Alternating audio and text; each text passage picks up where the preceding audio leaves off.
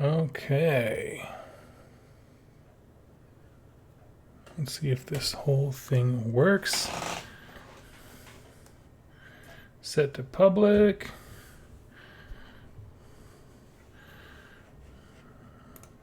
Hello, if there's anyone who can see me.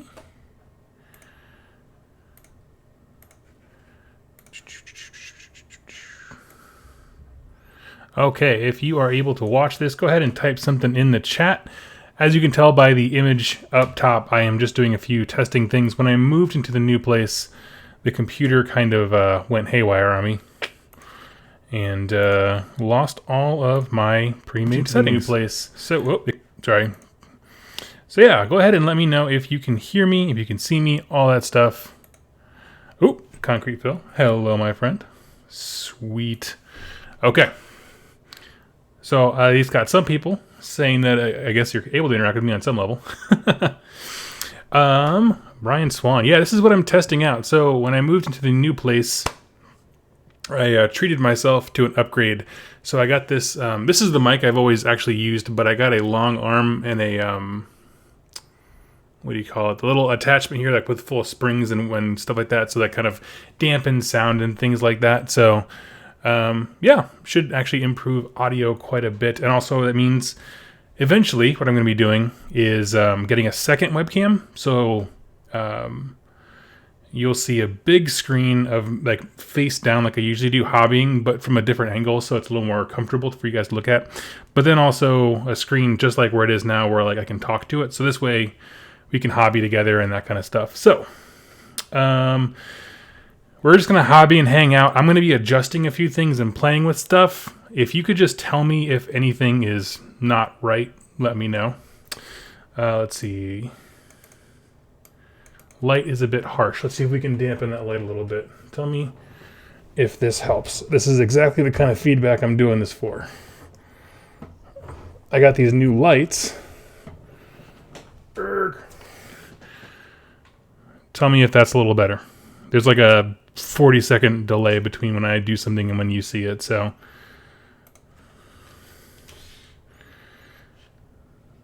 Is that better brightness? Cool, awesome. We'll keep it like that. They're like, so I got these like super cheap LED lights. And I expected them to not be like super intense. Like they kind of promote themselves as being like miniature, I don't know, selfie lights for like exactly this kind of thing. But then when I actually plugged it in, it was like the light of God just like pouring out of into my eyeballs. So I kind of went blind there for a little bit and had to kind of restart and reassess. Sweet.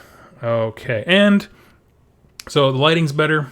Tell me, does doing this ruin everything? Does anyone notice a small difference at all from what I just did? Because what I just did, as I brought my desk light over, and so this will be the thing where if you look the camera looking down, I'll be able to paint models and stuff like that. So yeah, again, oh sweet, okay, it didn't affect anything. Cool. I don't need that right now, but good to know. Okay, so we got lighting fixed. Let's talk audio. So this is like my seated comfortably position. Is this loud enough for everyone? I'll wait for an answer. Because I don't want to be booming, like deafening, but I also don't want to be like whispering to you. Because I can always turn up the gain. Perfect. Perfect. Cool. I think that's it. Okay. Tell me.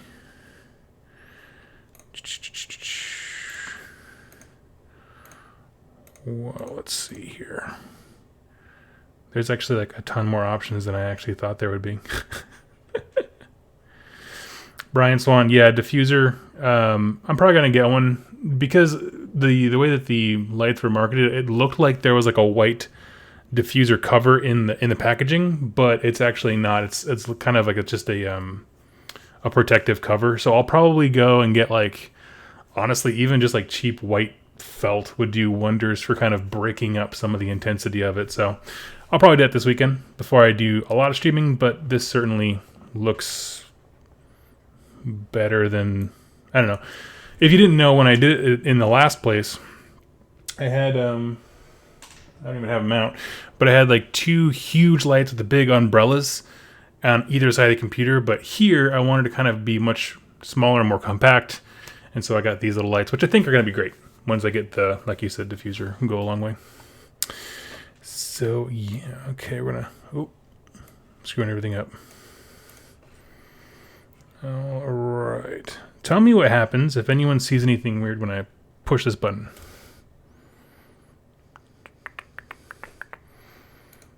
Let me know if anyone sees an ad playing, because I'm not sure if that's supposed to happen. It says, based on complex criteria, some of your viewers will see an ad. Keep on streaming. Okay. Okay. Sorry, I'm getting text here. Not a problem. Okay, and it would be over. Sweet. I think that's more for like the ad thing is more if you do super, super long streams. And how about this? So we're still doing audio tests. Tell me if this sound is super annoying. I'm making it right now. Do you hear it?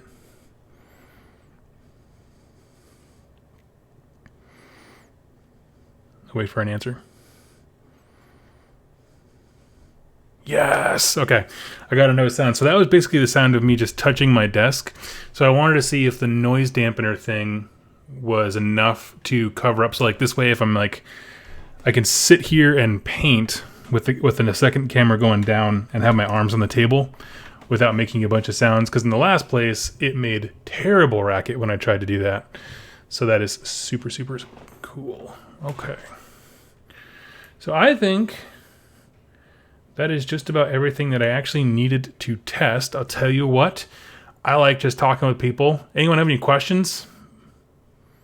Yeah, I know the camera shakes. I had ordered a new webcam and a new like mounting arm. This is really just one of those things with like the Gorilla tripods where you can like bend it and mold it. So it's just kind of on my computer thing. The new one's going to come and actually I'm going to drill into the wall, and so it won't be connected to the desk. So let's see here. Okay, we're getting into questions here. When do you think we'll receive a grand story arc for AOS that coincides with a Skaven rework / release? They're one of the last key armies not to truly emerge into AOS. Totally true. I think... if I had to be honest, I think GW kind of played a misstep by not using their like super original IP army, intellectual property army, instead of reworking others. I hope this year, I really do hope this year is the year of Skaven. That would be amazing. As far as when, I don't know. I thought they were going to come out in October, to be honest with you. They have that kind of Halloween-y, creepy kind of vibe. I like that. Brian Swan. What's next on the docket for content? Well, this week, I've been doing very little because I've been moving and unpacking and everything like that. It's just a lot of work. But I actually just finished tonight, and so I'm hoping tonight and tomorrow to really crank out those novellas. I'm about halfway through the first one. These last few nights, I just crash in bed. I'm so tired and wiped. And so, been kind of working on those in the background.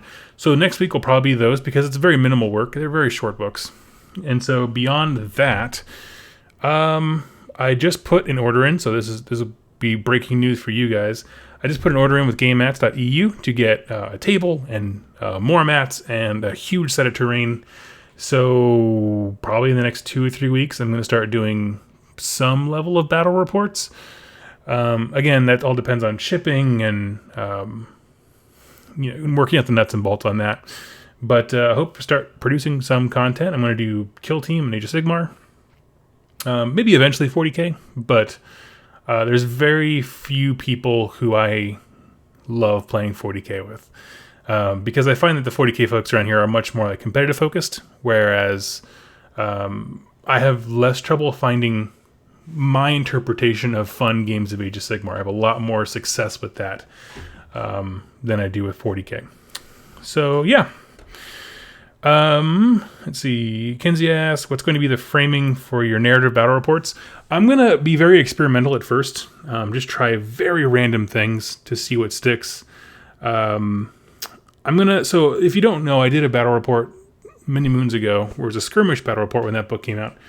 And it was Clan Pestilence versus Night Haunt. Like old Night Haunt, not the current ones. But and that was kind of fun. People, I did it very narratively. I said, like, this character swung, but he missed everything. And I would show the die roll, but I wouldn't review the die roll. Like, again, it was literally like I was telling a fluid story. And some people kind of backed off, and they were like, well, that was fun, but we'd kind of like to see more of like the game mechanic-y type stuff, just a smidge. So it's going to be kind of a balancing act. So eventually I want to do like mini campaigns, like story arc mini campaigns. But again, I want to kind of experiment with the process of how to produce those things well, and then we'll dive into those. So, yeah, that's what's next on the docket for content is... Oh, crap, I think my mouse just died. Oh, there it goes, back to life. Sorry about the boom. So that's what's up with content, is kind of doing books, and then... they did just release... Who's it for? They released a new Black Library book for Only the Faithful. I can't think of their Storm Chamber, whatever they are, Storm Host.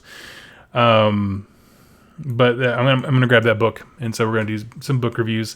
They've kind of held off on doing Black Library books for AOS for like, I think it was like 4 months, and so now the floodgates are kind of opening. So I want to jump in on that. Let's see here. Do you think Warriors of Chaos need more posable models? I think they need a lot, including but not limited to posable models.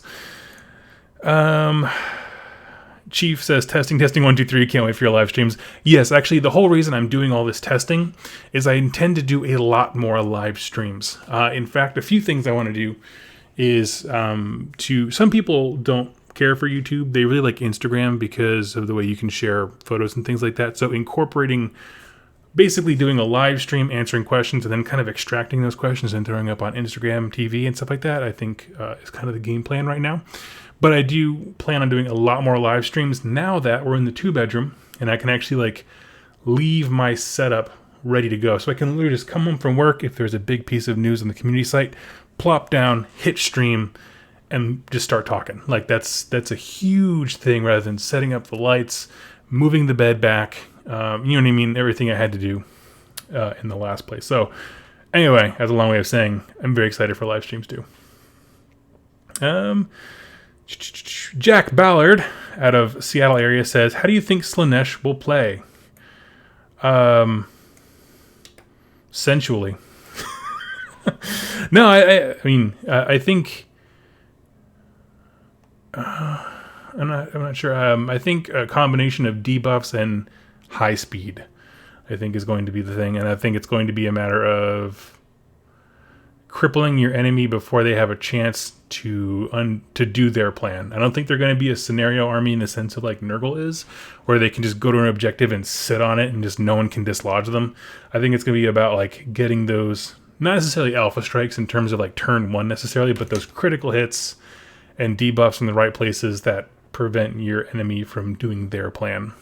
So if you're just joining me, this really is just a testing my mic. We did the lights and like that. We're just chatting right now because I got nothing else going on tonight. So, Tiny Diodes. Is it unusual to take a year to paint a box set around 50 models? I have no bearing on usual. I like to speed paint. I'm going to do a video on speed painting here pretty soon once I get the second webcam that I can point down with. But, I mean, there is no usual. This is an unusual hobby. You just do it at your own pace, and as long as you're happy with your work, that's as usual as it needs to be. Zoo King, hello, love your content. Keep up the great work. Thank you so much. Appreciate it. I got a salutations from Brazil. Decided to go with Iron Jaws as my first AOS army thanks to your videos. Oh, solid choice. Solid choice. Let's see. Salutations. Love it. Let's see.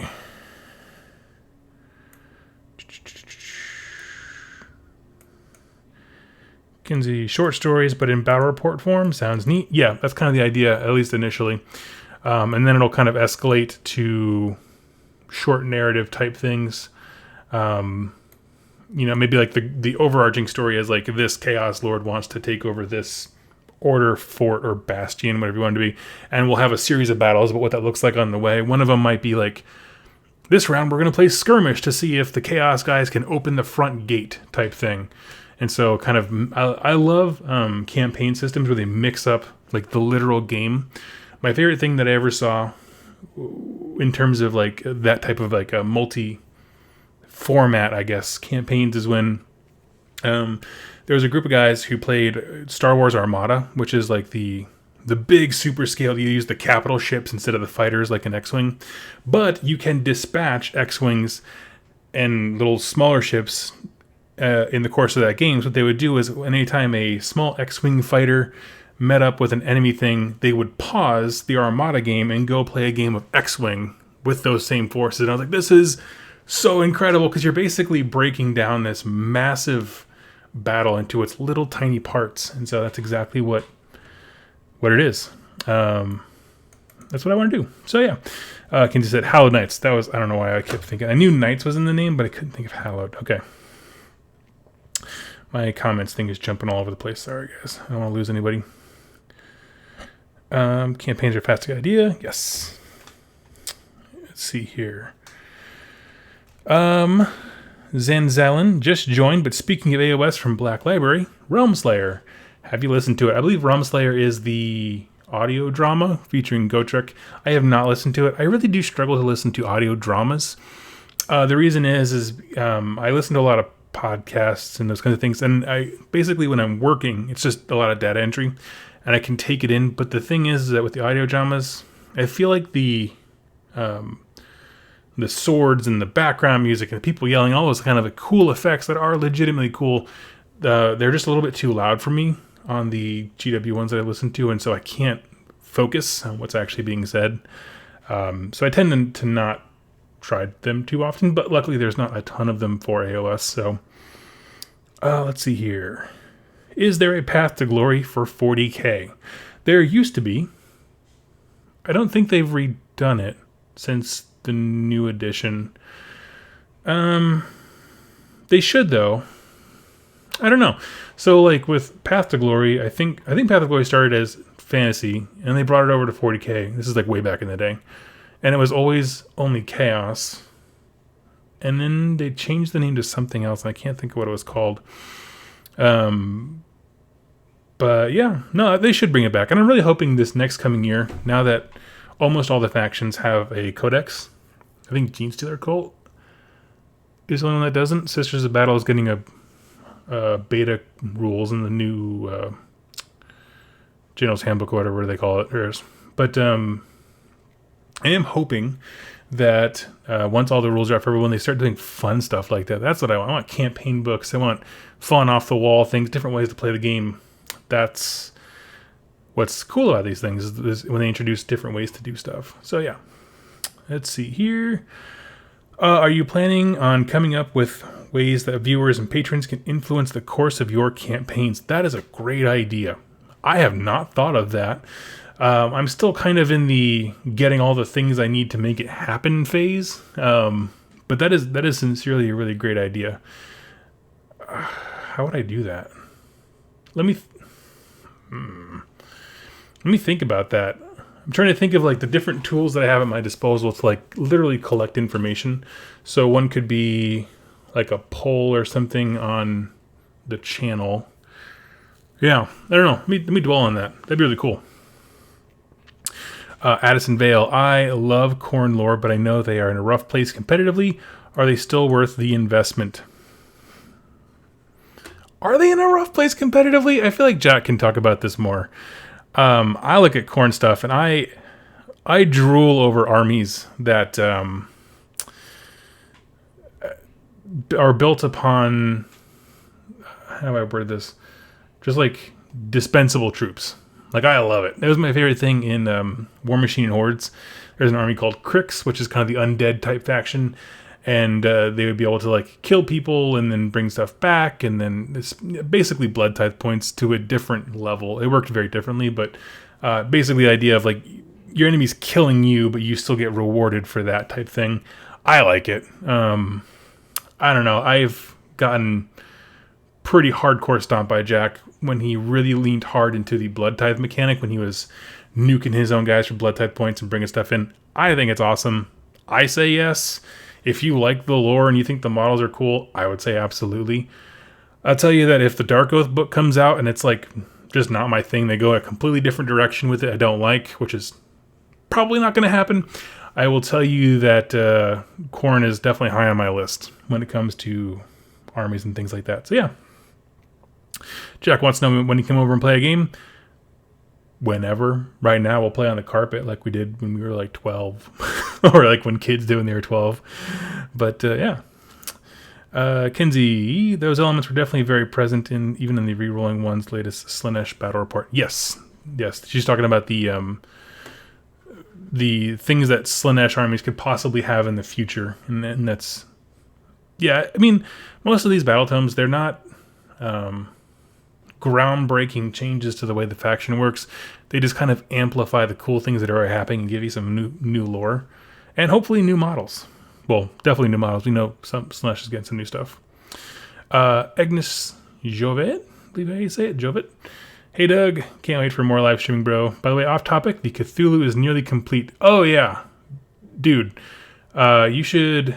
I didn't know your actual name, but you should leave a link to your Instagram down below. This guy's been building a Cthulhu model that is like legitimately the size of a healthy dog, and it's pretty amazing. So it has like even like crashing waves on its feet and stuff like that. It's killer. James Valdez, are you still giving up the Iron Jaws? They are currently in the possession of a Mr. Jack Ballard from Rerolling Ones. Yes, I am. Basically, it's going to help pay for the table and the train and all that kind of stuff like that. So it's reinvesting into the channel. And if I want to play a Destruction Army, I still do have like 120 Moon Clan dudes, and I painted 60 of them for a campaign. But I have to be really wowed by the battle tome when it comes out. Like it needs to sweep me off my feet to paint another like 120 dudes. So we'll see. And also that to be squig models. So I don't know if that's gonna work. Vincent Lagasse. Hey Duff. Hey, sorry, I lost my voice there for a second. Hey Duff. I'm just getting into AOS lore, coming from a fantasy background. One thing I loved was how the humans of fantasy were different. Different plays on German, Italian, French. Are AOS humans just generic? Well, as of right now, sadly, yes, they are. Very much so. What I'm hoping for is that when the free peoples get their battle tome, it will dive into the diversity of what mankind looks like. We see in the stories, if you haven't read any of the books, that mankind is vastly different from region to region. The people that we meet in Nagash Undying King are a very tribalistic. Necromancy is a revered thing. It's not a dark, evil, twisty stuff. And then you meet people from, I'm trying to think of any other, Spear Shadows, is that what it's called, the book, where we have a free guild person who's he's basically a sniper. And he's from Azir, the main realm where Sigmar is. Very noble. They speak with a very accent. People look down on them. People assume that they are arrogant and bold and all that stuff like that. So, I mean, there's a diversity of people in the books. The thing is that you are accurate in terms of gameplay. That really hasn't brought itself to the fore. So that's kind of my thing that I really want. If you're new to this channel, I've said multiple times, I think Free People really needs to be the next big battle tome. And I don't mean, I think Skaven is much more iconic to GW, but I think in terms of world building, having the people that we can relate to is very important. So sadly, yes, correct. They are a little bland. And they were much more diverse back in the day. But I think that'll change. I strongly believe that'll change because it's already existing in the lore and the books. It's just a matter of getting there in terms of the game line. Kinsey, I was thinking of changing up the size of Bat Reps 2 to have big full-scale battles, and then doing a small skirmish type game that's all narratively relevant. Yeah, just kind of mixing it up. I plan to just try a bunch of stuff. Absolutely. Bob Jones, corn can win tournaments. I believe that is accurate. Tyler Miller, I love horde armies, but I have a hard time playing them fast enough when time is an issue. Same. I don't play in many things where time is a factor, and I try not to play folks if I know I'm on limited time, because I tend to like hordes too, and it's just a very real issue. Nick, hey Doug, good job on KO Week. Your best work so far. I don't know if I'd say that. I made some editing mistakes, but I really do appreciate it.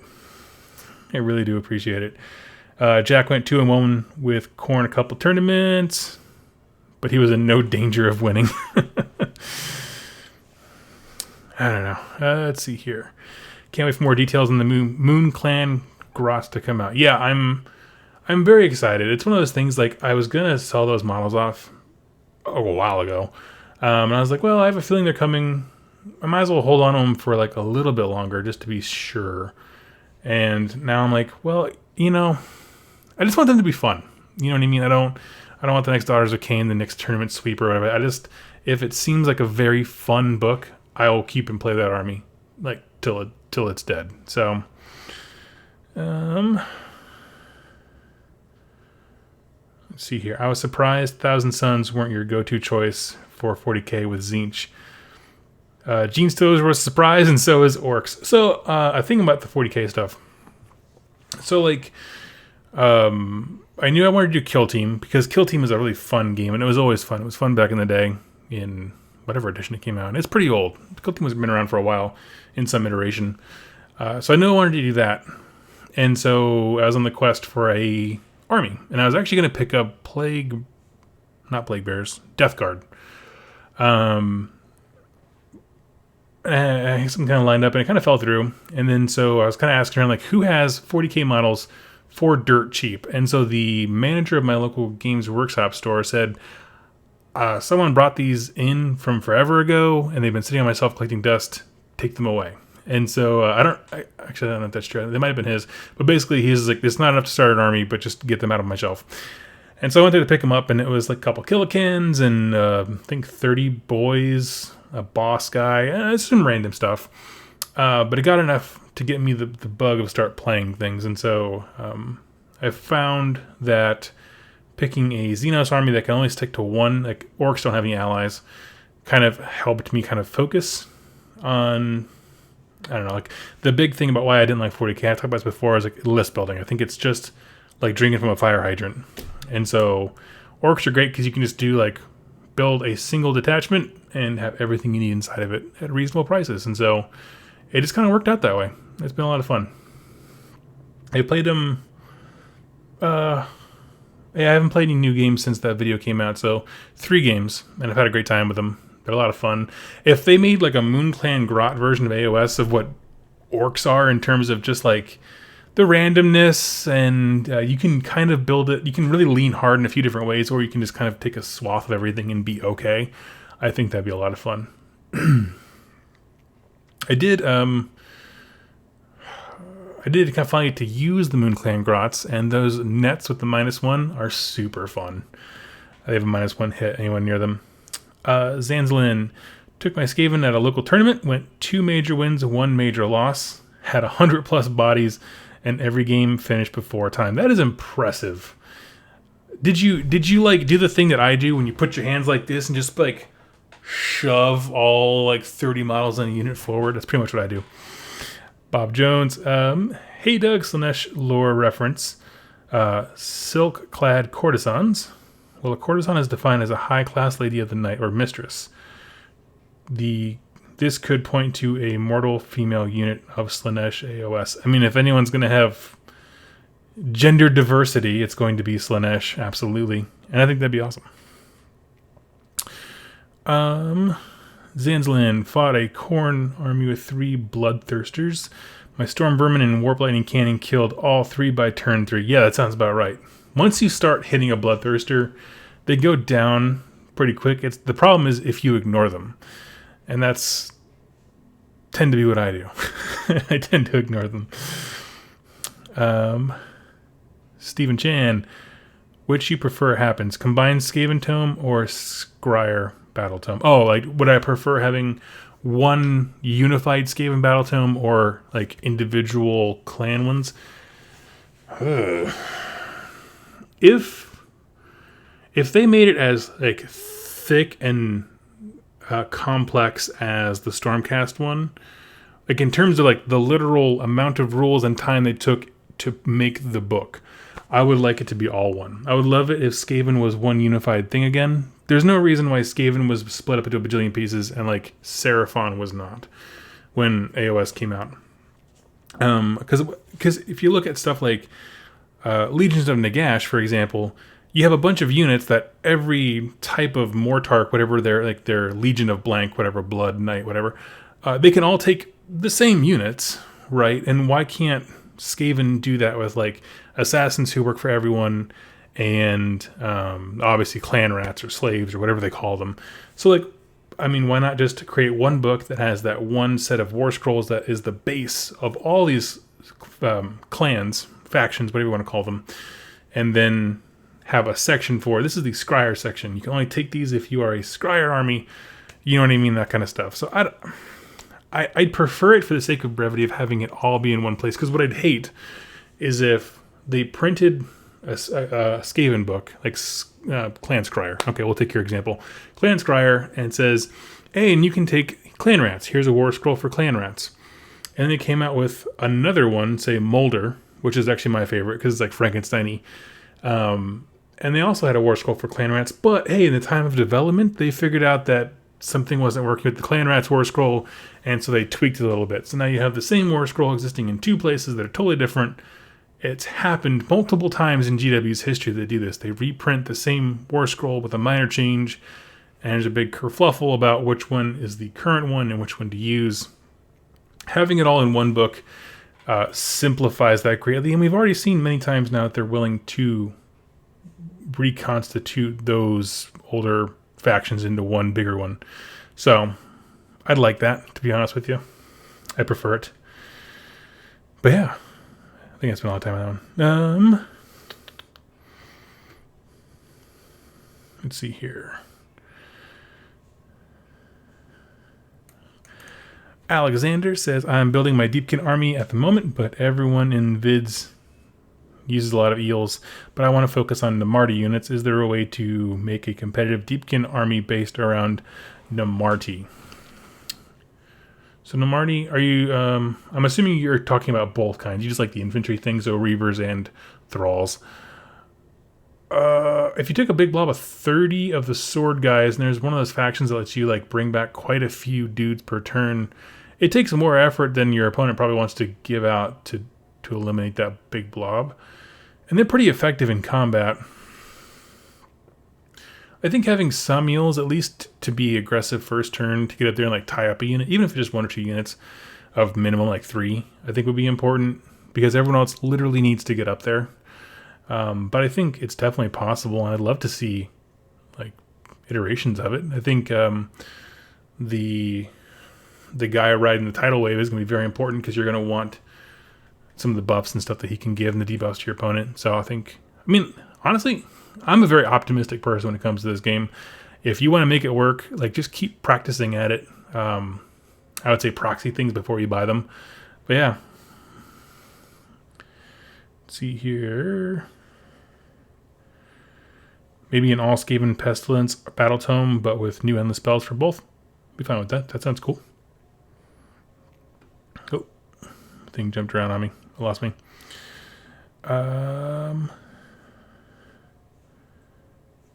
Is it Bustize Boost? I got to start collecting Beast Claw, and I enjoyed building it. Sadly, it double sprued, so I was stuck with building a Stonehorn. Now I am very tempted to start a Magakin of Nurgle. Yeah, Magakin of Nurgle is awesome. I like them quite a bit. I think they probably have the... What do you think about that statement? I was going to say, I think they have the worst of the summoning point mechanics. I need to think about that for a second. It's definitely one of the slowest because it requires a lot of thought about trees and model placements and things like that. But I think on a whole, their units are super cool. I think Megakin's got some good game. They had to split up Oathstone. They had to split up old armies because their roster rolls were too full. The new armies with less models wouldn't compete. So lame that Kin and their allies. I think that's true to an extent, but then I look at like Seraphon, which was a Lizardmen. I mean, and they didn't gain or lose anything. They lost a few like random models, but as a whole, the range stayed pretty much the same. Let's see here. Matt Hawes, found out about your channel from Mini War Gaming. Really like the lore videos. Thanks. You're very welcome. I'm glad you like it. Let's see here.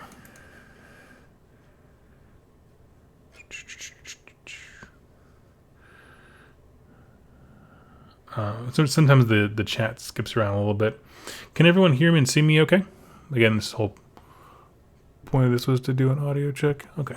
Just checking the gain. Wife's been working on a Slanesh. Oh, yeah. Yep. That's super legit.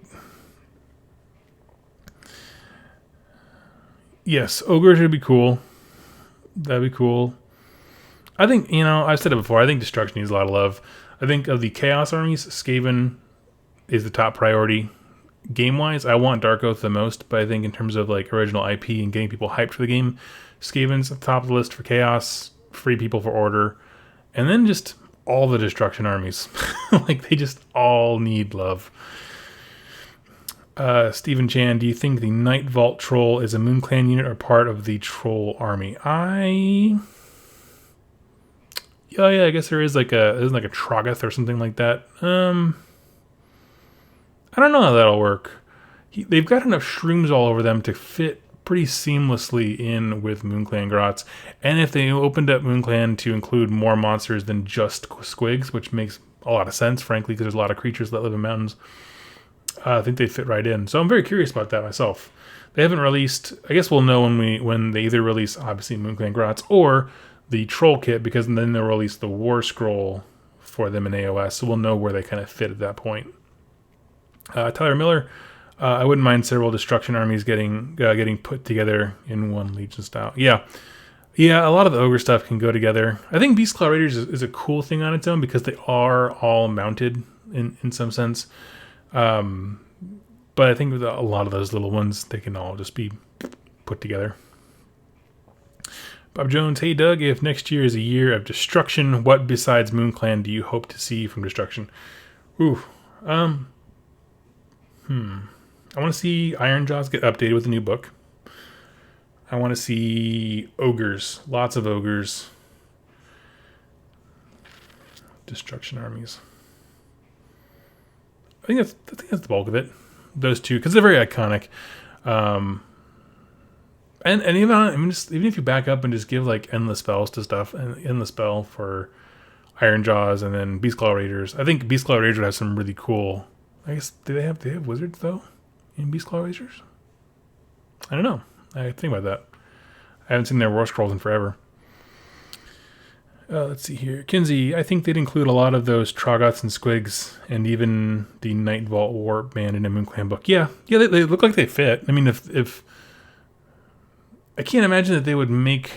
Because like a lot of the cool cross-promotional stuff for Night Vault is that it can get you into Age of Sigmar, at least playing a very small game. But obviously that wouldn't work if it was for like a Trogoth thing, because there's no faction to keep buying into. If it was MoonClan, you just buy a bunch of Grots. Thomas Zeifel, a GW employee, pointed out that the reboxing of Ogre stuff may mean a formation within MoonClan. That would not surprise me at all. A lot of the older Battletomes had like cross things like, here's Stormcast with your Sylvaneth to incentivize old fantasy players to buy Stormcast. It'd be fine. It'd be cool. I think I would go out of my way to do some cool modeling potential, because if that were the case, if there were ogres in MoonClan, since I have a bunch of MoonClan, I would buy some cool ogres and then do conversions with that. Like, I would make that Battletome work, or War Scroll Battalion work, just because I don't want to paint a bajillion Moon Clan. So, sweet. That would be really cool. Kenzie, I think they'll fit in like Warhounds and such to Beast of Chaos. Yeah, that makes sense. Be the creatures they kind of shiver. Scott Maxwell, I think any spellcaster light armies need love. I'd be happy if Carriage and Overlords got a good push. That would be amazing. In terms of battle tomes that need another look, I do think KO's up there. And, you know, like, for example, like to this week, GW said, like, hey, give us some of your thoughts on some point values. And someone commented, there's a lot of just very useless, non-relevant comments in that section, but one of the comments was just make everything in KO half price. And I was like, but some of their core mechanics don't really work well. Like, it's not a points issue. I think they just need a good rewrite, a new book. So they're just not doing what they want to do. And the points adjustments isn't necessarily the most important thing. Let's see here. Is there a release date for the Moon Clan Grots? No. I mean, technically, we don't even know what the release is going to be like. They had a teaser trailer where it's literally just the picture of the bad moon. Like, so technically, it could be something else if they hijack that imagery, which would be very lame. There would be so many people who are mad. But no, there's no release date. What do you think of the new endless spells for the Moon Clan Battle Tome? Oh, what do I think they'll be? We haven't seen anything yet. I don't know. I feel like it's going to be a lot of debuff stuff. I would really like that if there was just a lot of spells that were focused on debuffing your enemy, whether it's minuses to hit, wound. I feel like movement debuffs are kind of covered by the ones that come in Malign Portents. So, maybe not that. Let's see here. Oh, I'm way behind on comments. Holy crap. I've always felt that Iron Jaws need another unit. I had no idea why. If there were a new unit, what would you like to see for Iron Jaws? Ooh. Give me, I don't know, maybe like axe throwers. I don't know, some kind of ranged component so they can at least play in all phases of the game. But what an orc weapon would look like, I'm not quite sure. I mean, obviously the Savage Orcs have bows, but I mean, I want something cool for Iron Jaws, you know? Let's see here. Please, Ogre Book, have 11,000 points of ogres. Ugh, that's so many ogres. Yeah, Tyler, some sort of Iron Jaws War Machine siege engine would be cool. Exactly. Lucky Board Games. I played Warhammer Fantasy in the past and had issues with siege weapons. I think Celestar Ballista is far too strong. Thoughts on how to generally hand such units? They need a points increase. Straight up. Whatever intern was smoking cocaine or doing the drugs when he said 100 points for one of those things, not a thing. So that needs some help.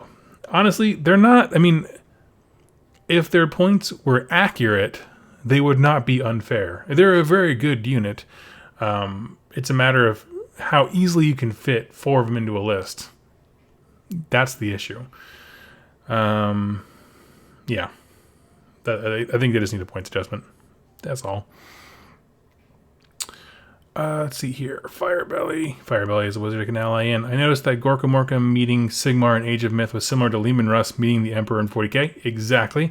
You show up, you pick a fight, and then you respect each other. Oh, look.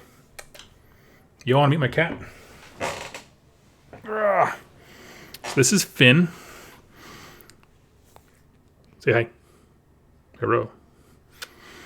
He is a rescue cat. We got him just a couple months ago. He goes by Finstagram, Finland. And he's tired of me. He's like, I'm done with you nerds. And he walked away. Sauntered, really. Okay, I'm sorry. I was very distracted by my cat. Let's see here. Cohen Miniatures. Do you think that Moonclan Grotz is going to combine any of the other factions? I'm not sure. I'd like to see them, if they do bring in the new troll things that were released for Nightvault. I wouldn't mind if the whole troll section got just lumped in with something else. That'd be kind of cool. Falskery. Hi, Doug. How are you doing? I'm well. Body is broken and sore from moving, and so this is the first time I'm getting us set up, and I was testing settings and stuff, but I'm doing very well. So what's wrong with bone splitters? Nothing. I love bone splitters. I don't understand the question. Legitimately, I think they're super fun. Thomas Seifel. If objectives would be scored by wounds, not by models, a lot of destruction armies would do fine. I see what you're saying, yeah, because we have a lot. Destruction has a lot of thicker, beefier models. Totally. Let's see here. Do you think they will re-release Battle for Skull Pass with the Moonclan Grotz Battle Tome? No, I think they broke those molds long ago. The current Moonclan Grot kits and stuff like that, they're very different. If you've ever actually seen the comparison between Battle for Skull Pass Grot and a current one, the current one is actually a little bit bigger, a little bit beefier. I have a mix of them in a tote that's still packed away, but they just look better, the newer ones. I wouldn't really want the Battle for Skull Pass ones, unless like you're just trying to fill out the last little bit of your horde. Nick Trojano, any interest in covering Wanderers? I just bought a half-hour-long audio story from Forge World about a nomad prince in Shadespire. I heard of that story. I will check that out. I will try to find more about Wanderers. I like them. I know that's like Mark at Rerolling One. That's like his thing. He loves Wood Elves, and so he's anxiously waiting for that book. I believe the 9th layer of hell is just moving apartments all the time. I agree. It was a tough one. We came down from a 2nd floor apartment into a 3rd floor apartment, so it was just a lot of stair running. And yeah, got my exercise in for the month. Let's see here.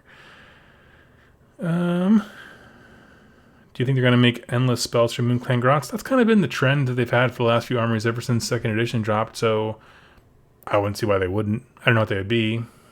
The thing is, here's what excites me about destruction endless spells, is that whenever they describe an effect in the battlefield, it's always like some body part of Gork or Mork, right? It's like the foot of Gork, the fist of Mork, whatever like that. And so what I want is just a collection of endless spells that are just random body parts, just painted in weird colors. And I'm going to be very excited for that. You see here, I'm just going to play with some settings. Give me like 2 seconds and tell me if you see anything weird. Playing with some...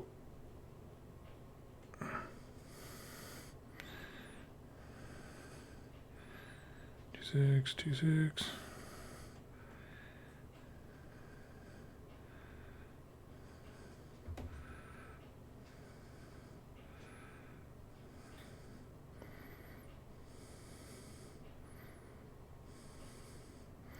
And 0, 2, 1.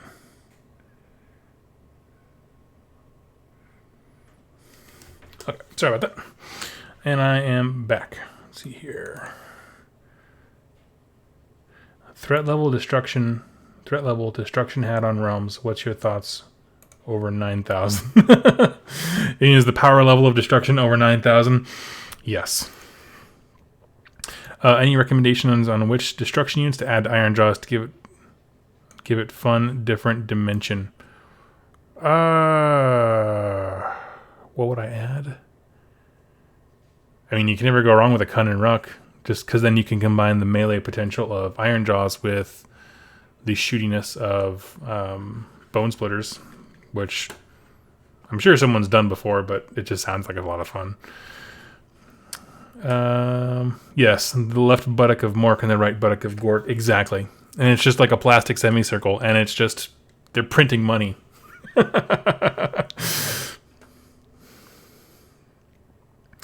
No endless spells for Khorne. Absolutely. I think the only kind of endless spell that would work thematically for Khorne is if it was just like a hand going like this, like the no. Nuh-uh. As he dispels things with a bunch of necklaces. Or the collars.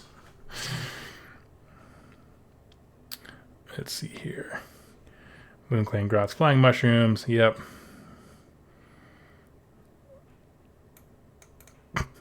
I'm looking for an old Warhammer novel called Wulfric the Wanderer. Ever heard of it?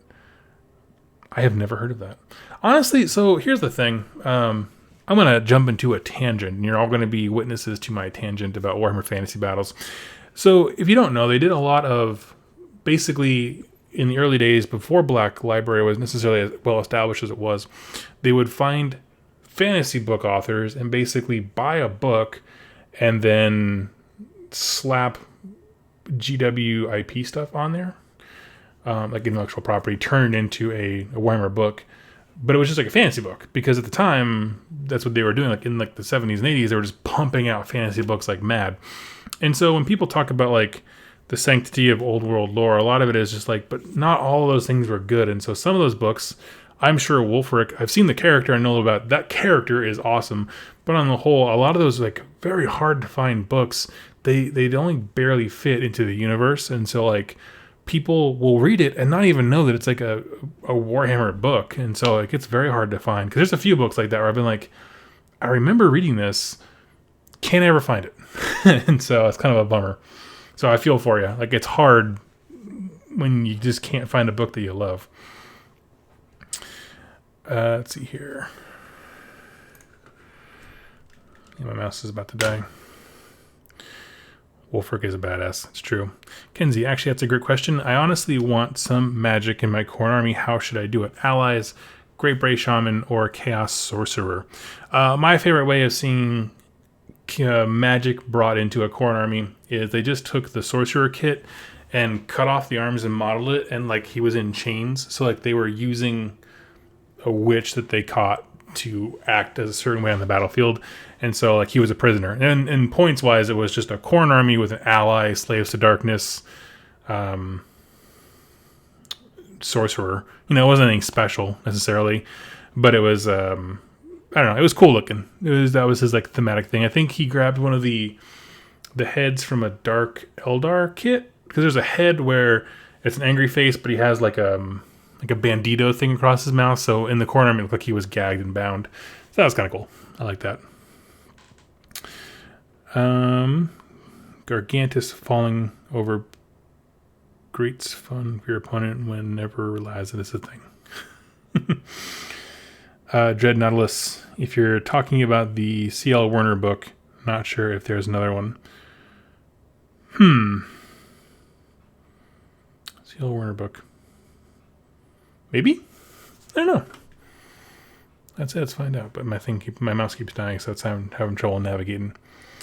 An ogre, a Iron Jaws, and giant walk into a bar. What happens next? Lots of people die. What would you want to see if they made a dispossessed battle tome? What models and new rules would you like to see? I'm going to keep all the models. I want. What do I want out of that? I have a dispossessed one. I would really like a. So what I'm trying to get at is like I love there's certain aspects of the Dwarven or dwarves from the old world that I just love, and I love like the long lineages and like the huge histories that they keep, that kind of stuff. So I want them to keep that flavor of like we survived by being underground. They're still technologically advanced because you can tell by the suits of armor and weapons. Yeah, I want that kind of stuff. I want old school dwarves back. I like them in Warhammer Fantasy Battles. I think they were a cool race. I think they were a very surface level, very Tolkien-y. Hi, kitty. But I think they did a great job in their books of moving away from that. So I think I wouldn't really want to change much. As far as what they would do rules-wise, I don't know. I don't know. I'd love it if they included the grudges in some meaningful mechanic way. Like right now, they're my kitty wants to be up here. They're in the game, but they don't do a whole lot. Like they give you reroll ones to hit or on whatever, but they don't drastically affect the game in meaningful ways. But I want them to.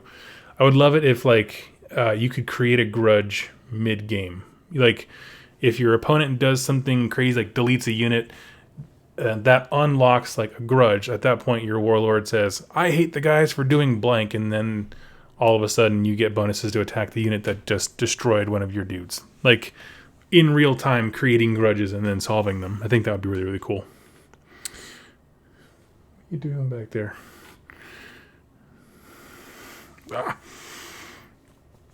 Yes, this is my first live thing in the new apartment. I have a very lovey cat who just decided to be social after hiding under the bed for 2 days while I moved. Thoughts on Ogre Tyrants doing 18 damage with -2 rend. My thought is that you just take it. Just take it like a man. I basically had a unit of Ard Boys just deleted by a Tyrant, and it was the coolest thing ever. I was playing my friend of the show, Max, over at Let's Play Cafe in Monroe, and yeah, he sunk that Tyrant straight into my Iron Jaws army and just like, boof. It was cool. It was a pink and green haze. Let's see here. Joe White, hello to you too. I'm probably not going to be on for a ton much longer. This really was an audio test and testing the lighting and things like that. Got some good feedback about the lighting being a little harsh, which I will work on for sure. When you come into Arizona, I don't have a reason to go to Arizona outside of... I don't know if I've ever been to Arizona. Let me think about that one.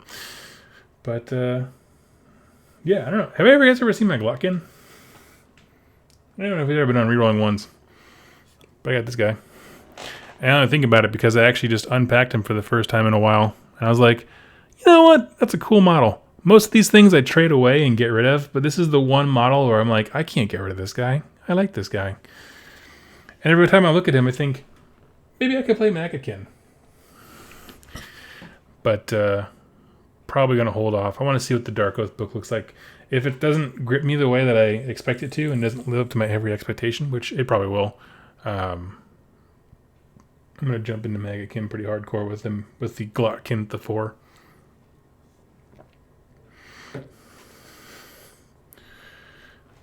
So let's see here. I'm going to push a button. Let me know if you see anything happen in 3, 2, 1. Does anyone see anything like an ad? Anyone acting weird?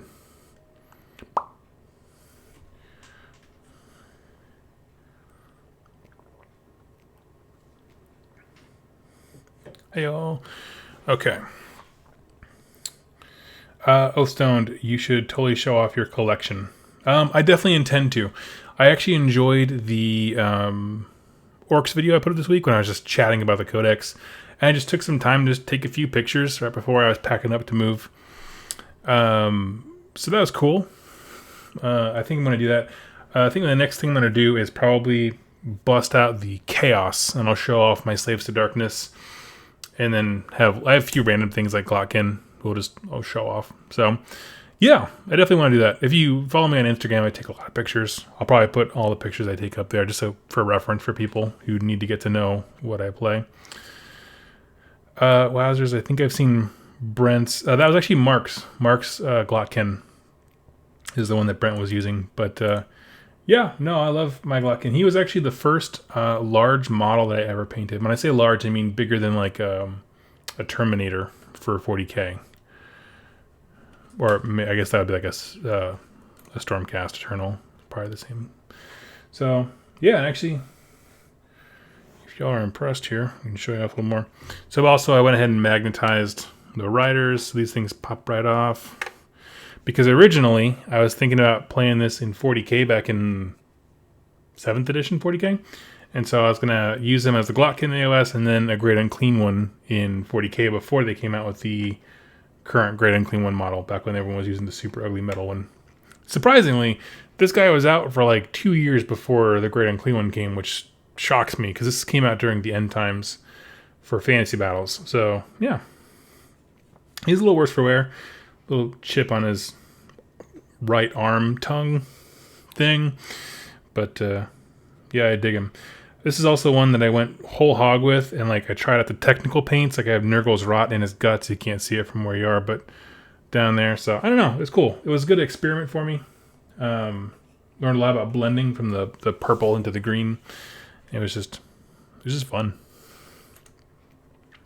Eventually, I wanted to get a base that I could magnetize, and then have like this dude be a separate Chaos Lord and just have a Chaos army. Thought that'd be super legit. Might happen one day. But I don't actually, now that I look at him, he kind of fits in perfectly with my my Slaves to Darkness theme. So if I do get a Dark Oath book where you can take random marks across everywhere, I would probably do that again. I'd probably just have him be like a Lord of Chaos, just a Nurgle-y one. It'd be kind of cool. I think the Glotkin Riders Magpies could be cool special models for a Wizard or Blight Lord. Exactly. Yep. Yeah, they're super cool for that purpose. So, okay, friends. I'm going to get back to unpacking, but I was so excited that my light set up. And I'm probably going to do another one of these test videos here probably Saturday night. No. Yeah, Saturday night probably. Don't hold me to that. But the reason is because if you weren't watching before, so this is phase 1, the new mic stand up here with the, noise reducer thing. But so the stage 2 is going to be, I'm going to get a second webcam and a different mount. And so basically I'm going to have a webcam that faces down. So this way, when I hobby, when we do sit and paints and chats and things like that, you'll see most of the screen will be me painting and hobbying, and then like a small little square in the bottom right will be my face just like this. So this way I can be looking down and painting, and then if someone asks me a question, I can look up and be like, what's up? And talk to you. And just kind of create a cool, show experience. If you've ever watched, there's a really great YouTube channel called The Glacial Geek, his name's Phil, and he does exclusively 40K and Kill Team battle reports. Top-notch dude, really like his content. But he doesn't do it so much anymore, but he used to have a format called Deep Thoughts, Thin Coats, where, someone said, woo, that's kind of his thing. I'll explain later. But where he would do the exact same thing, where most of the screen would be what he's working on and painting, and then a small subsection would be kind of him chatting. And I think that's a great format. I'm not sure why he moved away from it. He kind of had a different setup than the one that I have, so maybe it just wasn't working for him very well. I'm not quite sure. So anyway, that's the idea. And with that, I'll be able to do like tutorials. I want to get into painting tutorials. That's why I ordered a way better webcam. And obviously the better lighting and things like that are going to help. So I'll be doing painting tutorials, and I'm not a master painter. Like, I'm not great. I'm not an artist. I don't think, when I think about models, I don't treat these like they're pieces of art. But what I can show you is, if you're new to the painting thing, a bunch of tips and tricks and speed painting and making things look good, better probably than you think you can, is kind of my name of the game.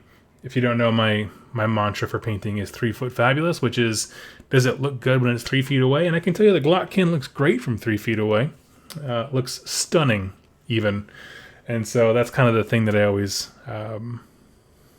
strive for. Koa Miniatures, are you going to have the guys from Rerolling Ones for a battle report? Yeah. I mean, I live furthest away from any of them. They all live down south, about like 45 minutes. So getting any one of them to come up here would be nice. I know Jack probably would. Mark has like 10,000 kids, so I'm not sure how much he can pull away.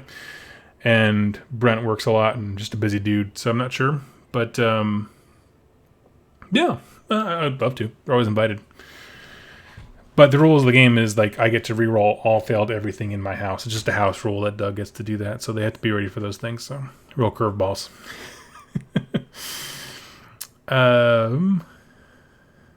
Grand Jas. Yo, Doug, been a big fan for a long time. Was a huge fan of the Tamarkin Horde series. Thank you so much. That was a lot of fun to do. It was really fun to dive back into the old world, actually. Quite a bit of fun. And something I kind of wish... I'm so on the fence. So here's... Actually, while I have 31 of you, let me ask you a question. Would you be interested in old world lore? Here's my thought, okay? Pretty soon I'm going to be updating my computer, kind of upgrading a little bit and getting a new video card. I'd like to do recordings and or live streams of playing Warhammer Total War, because I haven't played it, but I love Warhammer and I love the Total War series. I actually actively still play Rome Total War because I think it's just a blast. And so what I would do is pretty much do lore content based around what is in those games, because it would be the only thing relevant to anyone, actively searching nowadays. I'm not going to go into like the details and the mucky minor characters of the Elven Civil War from forever ago, even though the Sun Ring is my favorite book series ever. So I wouldn't do that, but what I would just say is like I play Total War, stream with you guys, and then say, these are the units that I used, and that would kind of dictate any lore content that I created based around the old world. I still want to focus a lot more on AOS because I find it more fascinating. And also because, frankly, they keep producing IP stuff for it. But, I don't know. I think they kind of didn't anticipate how much of a big hit Total War was going to be. Part of me wonders if they thought they were going to let the fantasy battle universe just kind of fade away. And then because the game took so much time in development when it was released, it was like, boom, mega hit, and everyone loves it. Now they're asking questions like, is this actually a tabletop game? How does this look like? Like, you know what I mean? Like, people are interested in it again. That I don't think they knew what they had. And so now they keep fantasy battles and AOS alive simultaneously. So I'm not sure. So I don't know. It'd be a tough one. Grand Jazz, I see you said no, so tell me, I need you to explain more. No is not constructive to me. What part are you not liking? Again, it's not something I've set in stone. The thing is that a lot of content producers already have a lot of lore about old world stuff. And when you dive into those things, I am mindful of the fact that I do invite people who are very angry about Age of Sigmar into my channel. So I got to kind of weigh that option. All in all, I've only ever had to kind of erase 4 people from the channel. Like, by erase, I mean like it just automatically blocks other content, all their comments. But damn, there's a lot of stupidity and a lot of hatred out there. So I don't know. But let's see here. I'm going back to the questions here. Kinsey is just going to get in on battle reports, learning the game. Yes, she's already agreed to. She wants to learn Night Haunt, which is probably when I start doing paint tutorials after I get the camera. I'm probably going to start her Night Haunt pretty quickly because I think I want to get her up and running. Oldstone, there's so much lore you can cover. Arch Warhammer is hard to listen to for a long time. Yeah, there's a lot of lore. I just don't want to do stuff that's been talked about a bajillion times. I agree. There's a lot of lore. Part of that is also the problem, though, because let's say hypothetically that I wanted to go, let's just say High Elves. That was my army in Fantasy Battles. I loved High Elves. I could just pick up the last army book for for High Elves and do the lore from that. And that'd be very easy, very straightforward, right? The problem is that there's like 30 years of books attached to that people will be like, actually, but they wouldn't do it like that. They would do it in like that super terrible nerd voice, like, actually. And they would be absolutely right because they're right. They know the books better than me. I don't know 30 years of books, and some people do. Let's see. I think having context on existing characters in their old world context would be invaluable, and that is really the thing. That's why I would never stray too far from what's actually in the game. So, yeah. Let's see here. I got a nice. See y'all later. See you. Have a good night. I prefer to you to keep up with the AOS lore. Yeah, and I. Keep in mind, when I talk about doing old world stuff, it is in addition to, it is not instead of. By that I mean, I'm not going to sacrifice any time talking about AOS to talk about the old world. I don't want to go backwards. The thing is, I produce videos faster than Games Workshop produces Age of Sigmar lore. And this is actually something that was brought to me by a patron.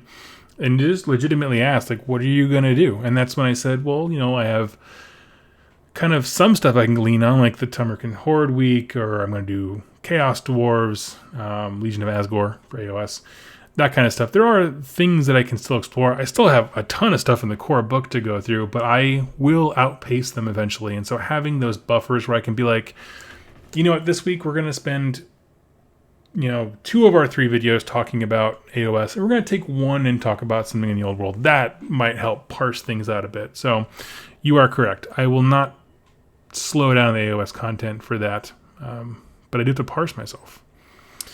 Mogwai Man, I want to get into AOS, but I don't think there's a strong community where I live. It seems to be mostly 40k. Fair enough.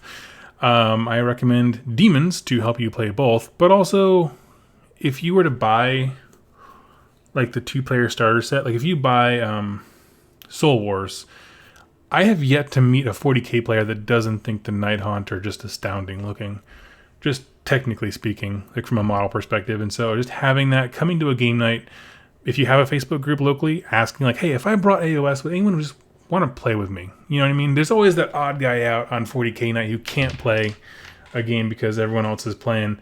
Target that guy and just make it fun. Make it a fun experience. So that'd be my suggestion to you.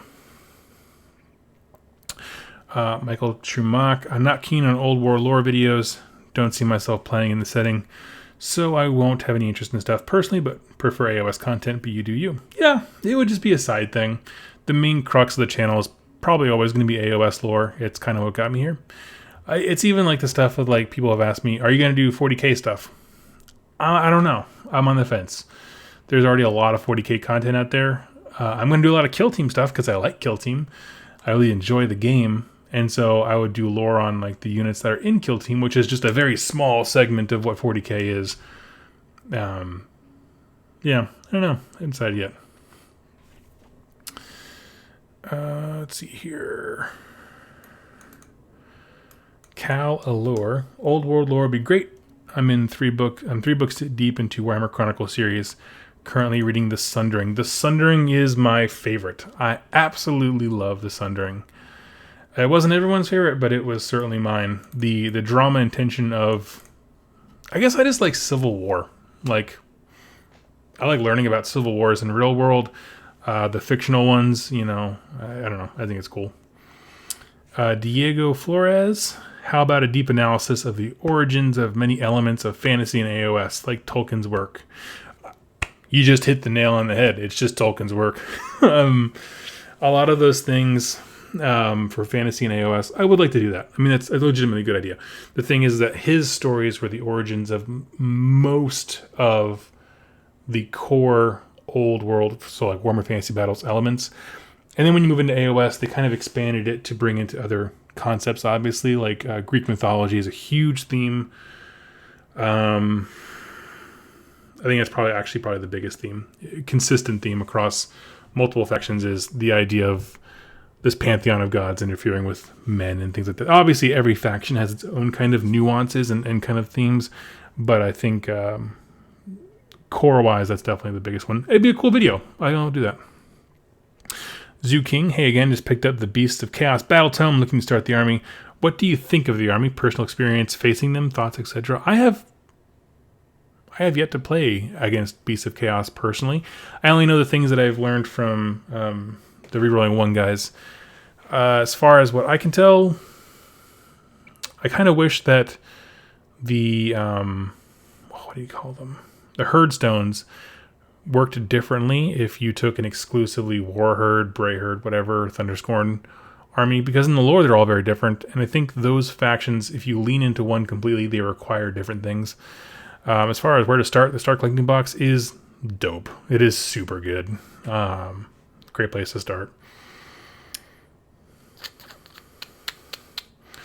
See here. Any idea what you're going to do with your orcs? They are currently sitting in the house of Mr. Jack from Rerolling Ones. So he has them. And the proceeds from that are going to help pay for the game table and gaming mats and all that stuff from GameMat.eu, who is going to become a sponsor of the battle reports on the channel. Specifically the battle reports. But, yeah, looking forward to that stuff. 6 Gunner 86 just woke up and got to work, but I must finish my branch wraith tonight. Greetings from Finland. Nice to see everyone. Greetings to you as well.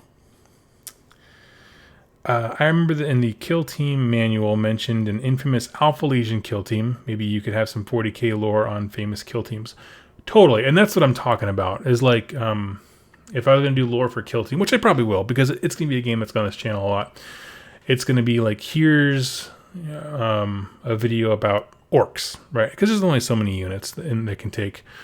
But then I might follow that up with a story arc video, like, hey, here's a famous orc kill team. You know, they actually have names, and kind of like, you know, here's the units you can take, and here's kind of how they fit into the universe, is kind of the idea. And that's kind of what I do with the Age of Sigmar lore videos too. Like, I could just talk about the facts in the book, but it doesn't quite give you the context of what it means in like the world or the army. Same basic principle. Let's see. Koa Miniatures, I actually like AOS. It turns away from the Tolkien stuff and more their own take on the whole world thing.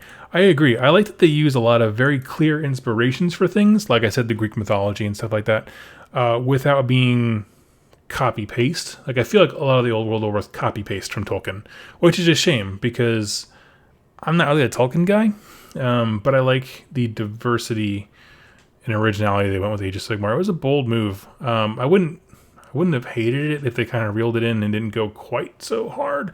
The only thing that doesn't really fit into the universe for me is like god beasts, because their scale is so unimaginable that they kind of seem too big of characters for the setting, even with all the crazy fantastical stuff. But that's like the only thing that I'm like, that's a little out there, right? Everything else is like, this is super original and very cool. And very obviously very borrowed. Like, Planescape is a thing that existed in D&D, some role-playing game system. Obviously Greek mythology, all those things like that. Like, they're all elements from other things. And that's cool. But yeah, I really enjoyed AOS, the divergence they took. Marathi definitely leans into Greek angle. Yeah, exactly. It's inspired stuff. Just like there were Native American cultures that believed in the power of animals residing in their bones, much like bone splitters do. But they think it's the essence of Gorka Morka. It's all inspired. I mean, you know, inspiration is not just always coming up with something new. Sometimes it's taking an existing thing and bringing it in a new way. And that's what a lot of these things are. I mean, like, Necrons used to just be a straight carbon copy of Terminator. And they actually had the rule called, I'll be back. And so they just like, no, how can we reinvent this to make it our own, but still have a lot of inspiration? Which I think is different than just copy.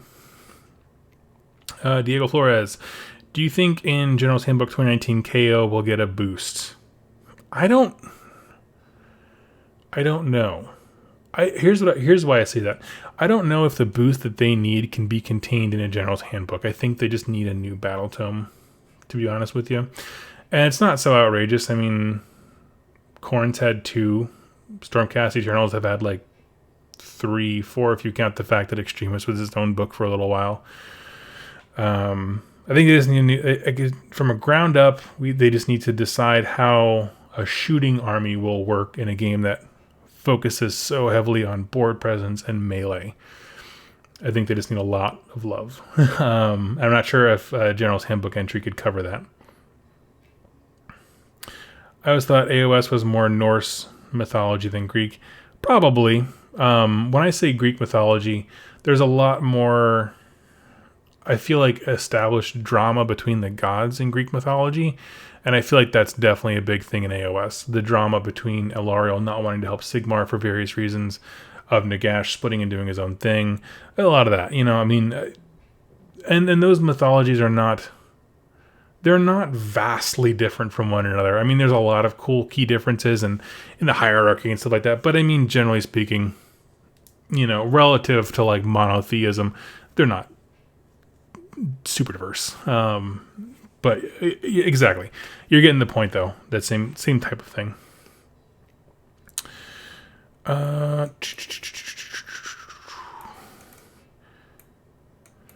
Someone else is also from Finland. Yes.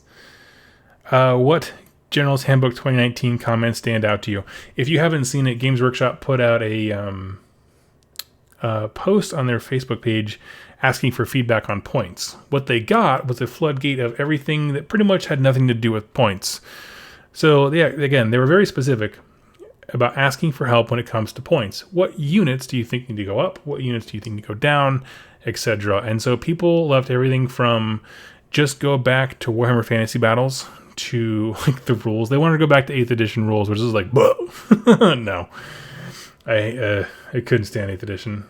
I really struggle with it. I love my high elves, but I really struggle with the rules. As far as the comments, honestly, I read a few of them and none of them really stood out to me. The common one that I agree with that I saw a lot was that the Cellstar Ballista needs to go up in points. That's the biggest one. It's just too darn good. Tyler Miller, a video on Red Skull Commandos would be so cool. Exactly. Yeah, that's the orc. Isn't it the orc warband? Commandos with a K. Yep, that's them. Whenever I find a metal band I like more than half of the time, they turn out to be from Finland. Is it Norwegian death metal? Like that just like it's its own genre. It just is. Let's see here. Thank you for our content. Absolutely. I'm considering Beastclaw Raiders as I currently play 40k, but I haven't been enjoying it. Shame lots of people seem to say they aren't relevant. You currently play 40k but have not been enjoying it. Okay, I see what you're saying now. Matt Jarvis. Beastclaw Raiders I don't think they're a tournament winning army. I don't think they have enough access to all the things to put out all the threats available. That being said, if you're not a tournament player, like I'm certainly not, I think they are an incredible garage gamer army. Like they can pose some serious challenges to your opponent, and as long as they're not taking a finely tuned competitive list, you think you'll have a lot of game. This is the discussion we had with the Rerolling Ones gang. Because one of us has a Beastclaw Raider army. I think Mark maybe has a bunch of models. We were just discussing that, like, they just have some really cool and unique things that probably not going to rock first place at that tournament, but they're really fun to play. And I encourage you to try them out. And you're right, it's a shame. Let's see. But they also suffer from being... So, like, the reason I don't have a lot of Beastclaw Raider content on the channel is because I think they suffer from being one of the earlier battle tomes released. In terms of a lot of the lore was super vague. Like, there's just not a lot for me to talk about, quite frankly.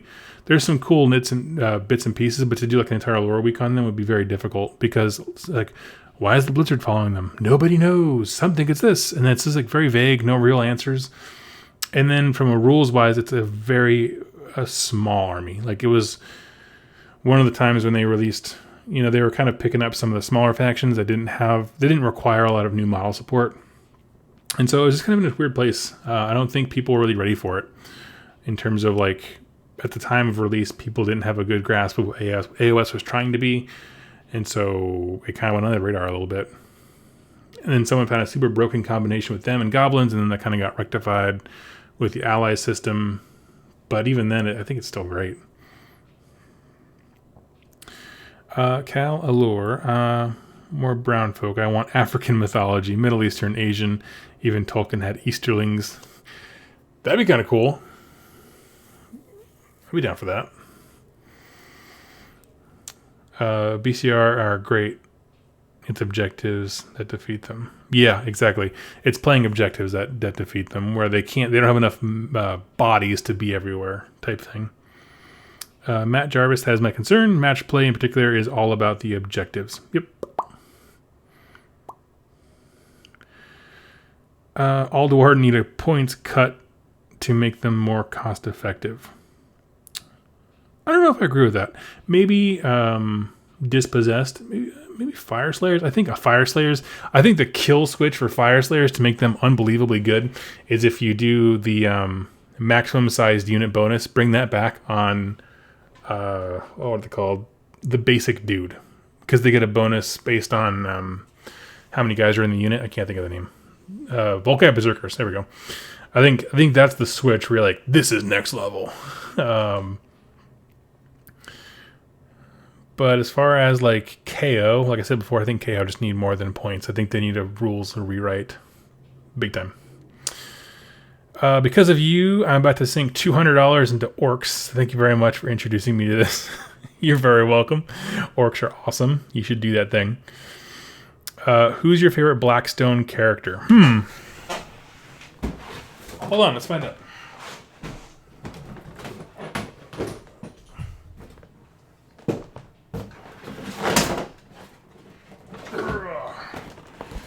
I was just unpacking,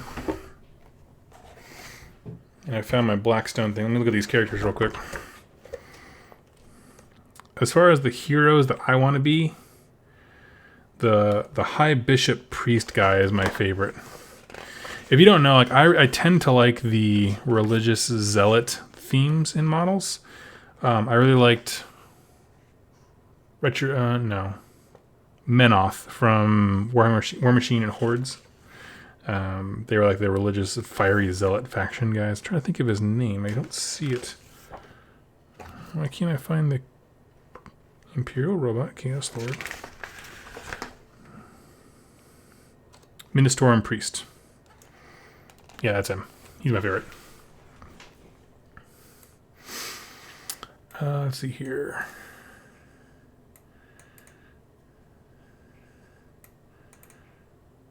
Yeah, when your friend put, Cohen, when my friend put down his Skaven on the table, oh my god, it's a lot of models. It certainly can be.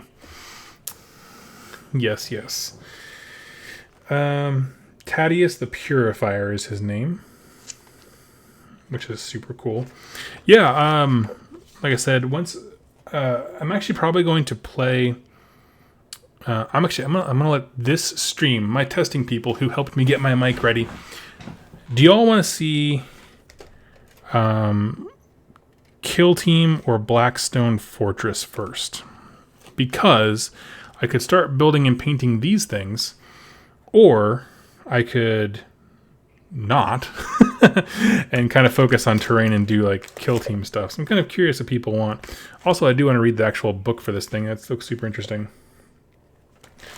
So yeah, I'm kind of curious. This is a very unique game, and I think it could, I don't know, it could play super well. I think for this I would do a very narrative type recap. I wouldn't show every dice roll or like that. Someone asked, what is Blackstone? Blackstone Fortress, if you don't know, pretty unanimous with Kill Team there. So Blackstone Fortress is a Warhammer Quest game where basically you take the role. It's like a dungeon explorer game. It's more like a board game, but it uses a lot of miniatures in it to represent enemies and things like that. It's kind of complex. There are like 4 rule books in here. It's kind of absurd, but it looks very, very cool. So yeah, basically you take the role of one. They give you 8 heroes, 8 good guys, and you're just kind of exploring this dungeon, trying to survive the horrors that it throws at you and claim a good prize at the end. So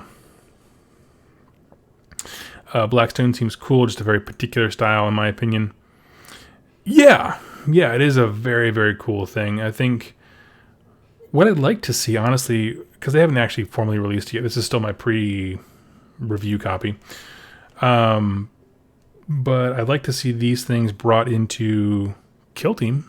You know, I want to paint these guys. I want a reason to paint them. Honestly, because I don't see myself playing Blackstone Fortress very much. Not because I don't like it, for the same reason that I don't play Silver Tower, even though I love AOS. It's just not my style of game. And that's all it is. But it does come with this super cool piece of art, which I love because I'm an art freak. So basically, I'm going to keep this background and just load this back wall up with art because the what do you call it? Speed Freaks box came with a cool piece of art as well. And I've already been solicited by like 9 viewers who are like, hey, if you don't want this character from Blackstone Fortress, I will buy that from you. And I'm like, I don't know what I want yet, so we'll figure that out. I'm going to wait to see if it comes out for Kill Team. If I can have some of these characters in Kill Team, I know like the cultist guys can already be in Kill Team because they're already in Kill Team, right? Oh, they're traitor guardsmen here, but they would act as cultists. Yeah. Let's see here. Oof, Silver Tower got me back into hobby. Think Blackstone Fortress might get me back into 40k. Yeah, it's pretty cool. I I super dig it. There are some, they went through great lengths to make the heroes in this very characterful. I will say that. I think it's absolutely exceptional. What I'm interested to see is if they're going to redo a new Chaos line, which desperately needs it in 40k, to accommodate some of the new models, like the new Chaos Lord, new Space Marines, Chaos Space Marines, I should say. So, yeah. Let's see here. Okay. Well, friends, if everything is working, I think I might be signing off for the night. Does anyone have any last questions for me? Look, so I said I let the chat decide. Kill Team is going to be the next thing on the channel as far as introducing new content. Obviously, it's not the next thing. Still have to get the table.